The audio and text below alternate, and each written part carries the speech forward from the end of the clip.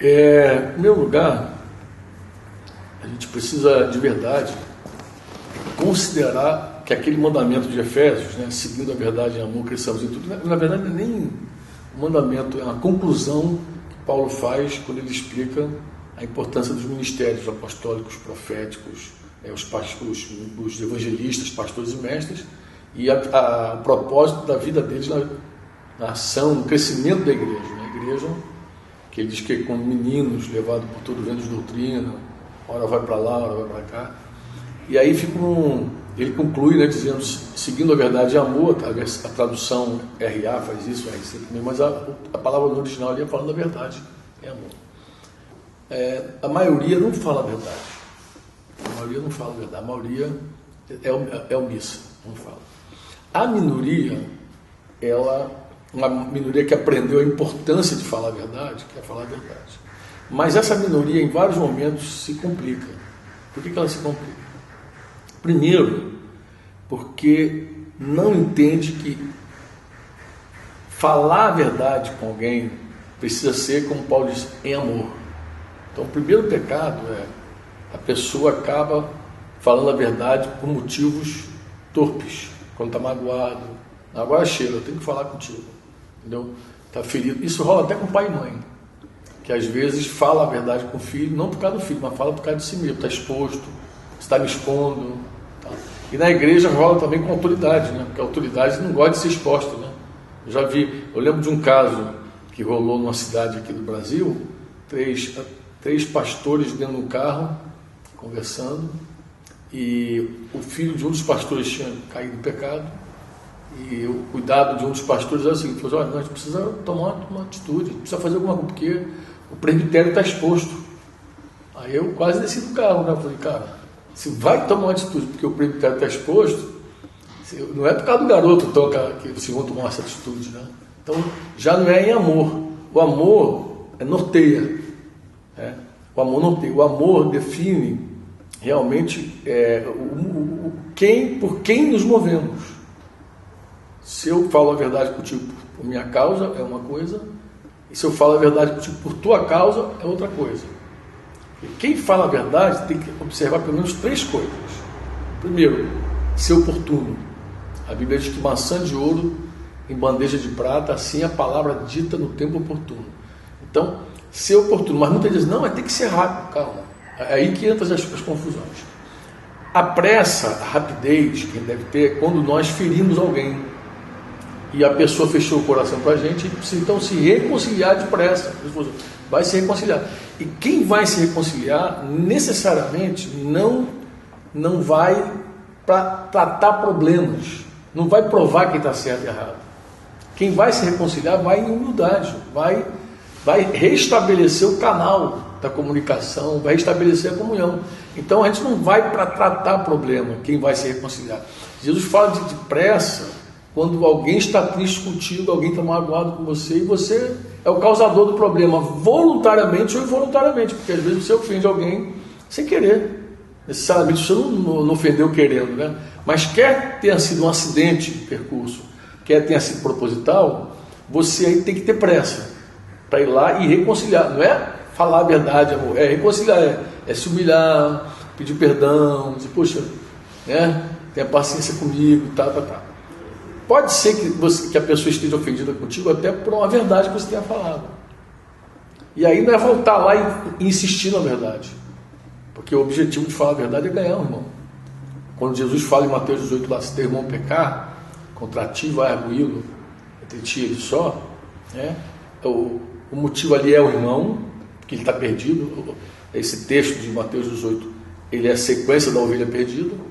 Então, quando ele termina de falar da ovelha perdida, que o pastor vai atrás, ele conclui: se teu irmão pecar contra ti, vai arguí-lo entre ti e só. Então ele começa a dar um caminho para a gente andar. E aí, querido, é interessante, porque quando a gente vai falar a verdade, a gente quer ajudar alguém, eu quero ajudar alguém, eu tenho que ser oportuno.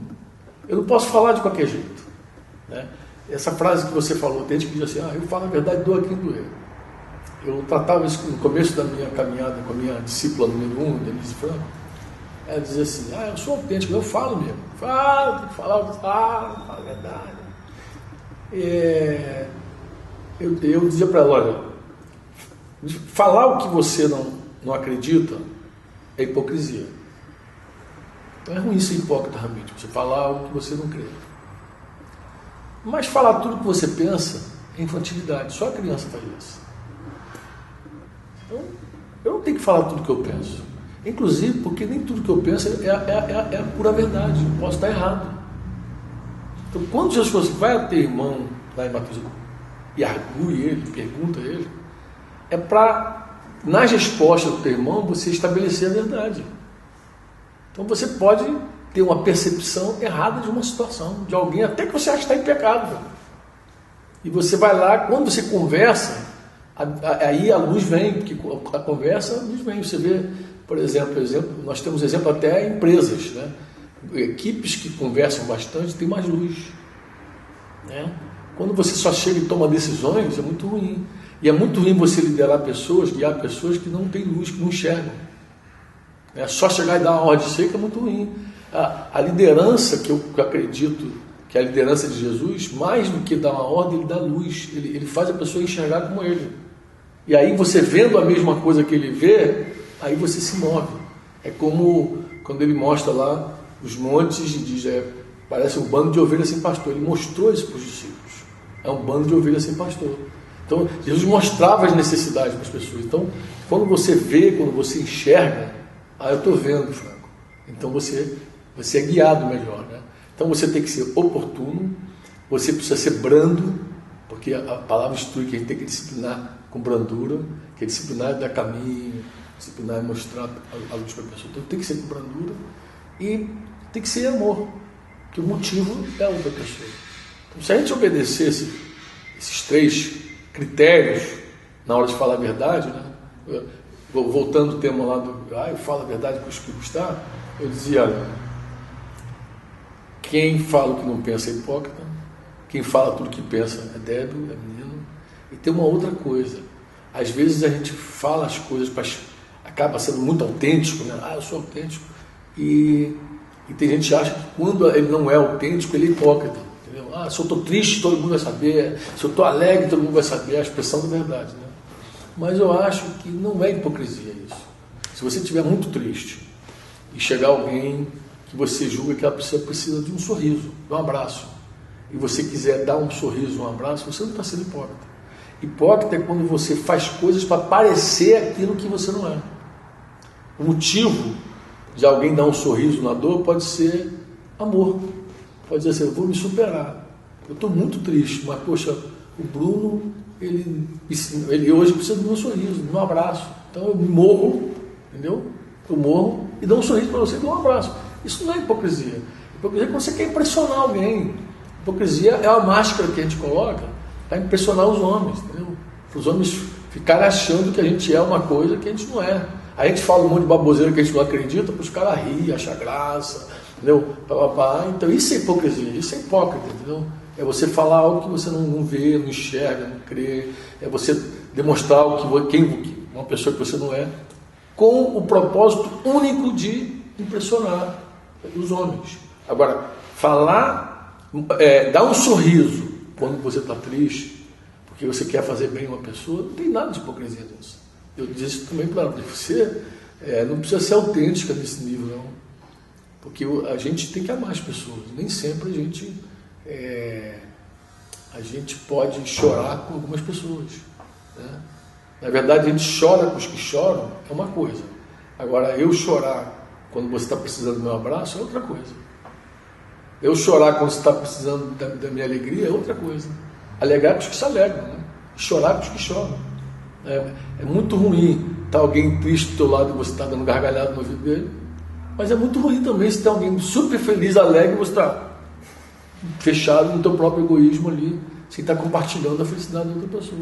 O cristão, ele busca agradar os outros, sem perder a autenticidade, sem deixar de agradar a Deus, em primeiro lugar. Ele prioriza o irmão, mas sem deixar de agradar a Deus. Então essa questão, na verdade, é assim.